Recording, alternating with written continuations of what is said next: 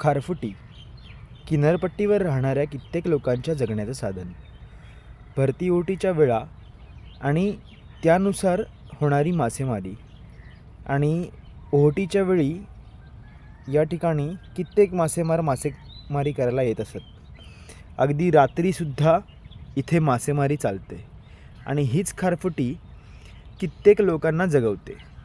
आणि याच खारफुटीमध्ये मासेमारीला गेल्यावर कधीकधी भरती ओहोटीचं भान राहिलं नाही तर लोक दगावतात, पाण्यात बुडून मरतात. चांगला पोहणारा देखील कधीकधी ह्याच्यामध्ये फसतो आणि तिथूनच सुरू होते आमच्या गिर्यामामाची कहाणी.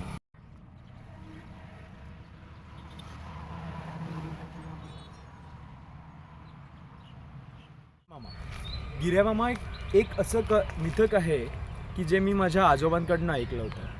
माझे आजोबा असं म्हणायचे की कधी कोणी एखादा मासेमार भरती ओहोटीच्या वेळी मासेमारी करत असताना जर का खारफुटीमध्ये दगावला किंवा खाडीमध्ये दगावला तर त्याचा होतो गिर्यामामा.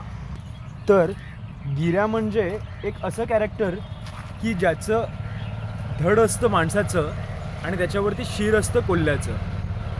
तसं जर बघितलं तर ह्या ज्या दंतकथा आहेत ह्या प्रचलित दंतकथा खूप काळापासून चालत आलेल्या आहेत, ज्या माझ्या आजोबांनी मला सांगितल्या, कदाचित माझ्या आजोबांच्या आजोबांनी त्यांना सांगितल्या असाव्यात आणि त्यांच्या आजोबांनी त्यांना सांगितल्या असाव्यात.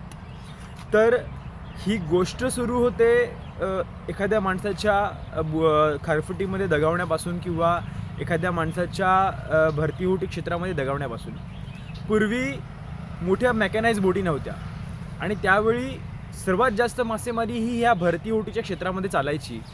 आणि ह्या भरती ओहोटीच्या क्षेत्रांनी आजवर कित्येक पिढ्या पोचल्या. कारण होतं काही मिथकं आणि त्याला मानणारी शहाणी माणसं. या मिथकांना मानणारी शहाणी माणसं मी असं म्हणतो कारण त्यावेळी हे जे मिथक आहे ते आमचे आजोबा असं म्हणायचे की एखादा मासेमार मासेमारी करायला गेला आणि त्याला जर भरपूर मासे मिळायला लागले तर त्यांनी असं समजावं की हा तुला आता इशारा आहे, इथनं आता निघ, नाहीतर मग जर तू ह्या माशांच्या लालचमध्ये खूप वेळ जर का इथे मासेमारी करत राहिलास तर मग इथे लवकरच गिर्या येईल आणि तुला समुद्रामध्ये घेऊन जाईल आणि तुला बुडवून टाकेल. कधीतरी असं म्हटलं जायचं आणि त्याच्यामुळे मग शहाणेपणाने मासेमार सगळंच काही ओरबाडून न घेता ते जे काही थोडं थोडं मिळेल ते घेऊन तो निघून जायचा. परंतु आता परिस्थिती बदलली आहे. आता बरेचसे मासेमार ह्या गिर्याला विसरलेत. त्यांना गिर्यामामा हे फक्त नाव माहिती आहे पण ते मिथक, त्याची गोष्ट ही बहुतांशी लोकांना माहिती नाही. आणि त्याचाच एक प्रयत्न आपण करतो आहेत आणि ही गोष्ट सर्वांची पुढे पुन्हा आणतो आहेत. ही गोष्ट आपल्याच तुमच्या माझ्या पूर्वजांची आहे, ज्याच्यामध्ये तुमचे माझे पूर्वज अगदी ह्या माशांच्या लालचपोटी किंवा माशांच्या लालसेपोटी खूप मासे ओरबडत बसले आणि त्यांना भरती ओहोटीचं भान राहिलं नाही आणि त्याच्यामध्ये ते मरून गेले. त्याच्यामध्ये ह्या मिथकामध्ये त्या माणसाच्या धडावरती कोल्ह्याचं शिर बसवलं. तर कोल्हा असं जर आपण बघितलं तर कोल्हाच का, तर कोल्हा हा लोभी प्राणी आहे आणि तो तेवढाच हुशारही आहे. पण त्याच्या लोभापायी आणि हाच कोल्हा जर तुम्ही विशेषतः बघितलं तर ह्या कांदळवनांमध्ये तुम्ही जर बघितलं तर हे कोल्हे फिरत असतात. आता हे मिथक किती हुशार पद्धतीने मांडलं गेलं हे तुम्ही विचार करा की एखादा असा प्राणी ज्याला कांदळवनातला सर्व काही माहिती आहे तो म्हणजे कोल्हा, कारण तो तिकडेच राहतो. आणि एखादा असा माणूस जो नेहमी इथे ये जा करत असतो त्याला ह्या गोष्टी माहिती आहेत की इथे भरती ओहोटी येत असतात आणि तिथे त्या भरती ओहोटीवरती सगळं काही त्याला करायचं असतं. पण कधीतरी माणसाचा सुद्धा जनावर होतो आणि माणसाचं जनावर झाल्यानंतर माणूस अगदी लालसेपोटी सगळं काही ओरबडायला लागतो आणि त्यातून त्याचा माणूस पण तो हरून बसतो आणि म्हणून मग त्याचा कोल्हा होतो किंवा त्याचा गिर्या होतो असं म्हटलं जातं. आता त्याच्यामध्ये नेहमीच गिर्याला असं शत्रू असं म्हटलेलं आहे असं नाही आहे. तर काही ठिकाणी गिर्याला आदराने गिरोबा किंवा गिर्यामामा किंवा गिर्याबाबा अशी नावं आहेत.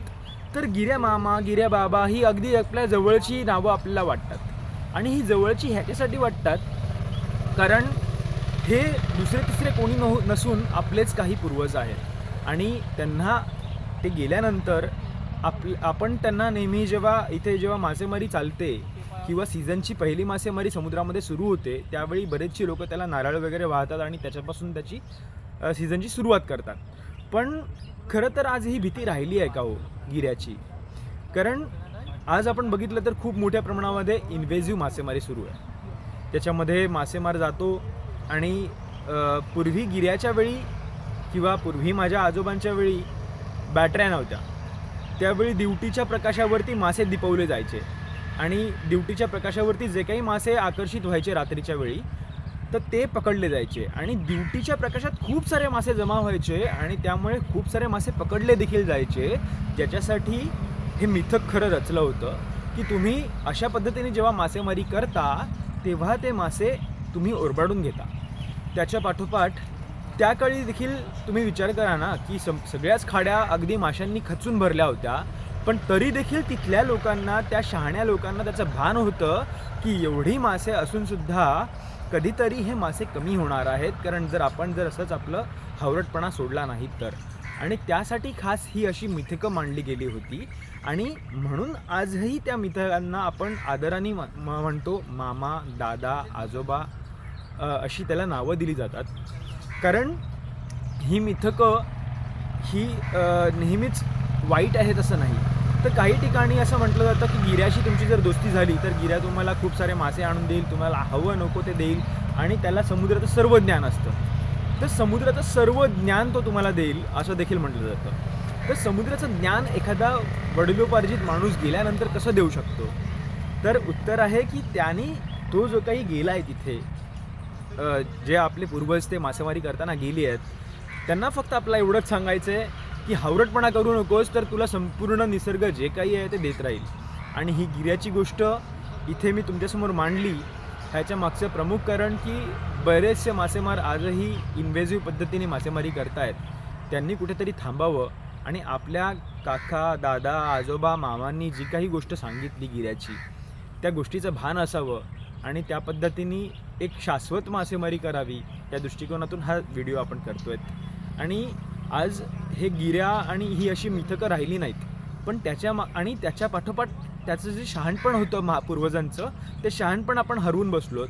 तर पुन्हा एकदा ते शहाणपण फक्त आपण लक्षात ठेवलं पाहिजे, ह्या गिऱ्याचं मिथक लक्षात ठेवलं पाहिजे आणि ही मासेमारी आणि हे कांदळवनं आणि त्यातली असलेली समृद्ध जैवविविधता वाचवली पाहिजे. एवढं बोलून मी थांबतो. धन्यवाद.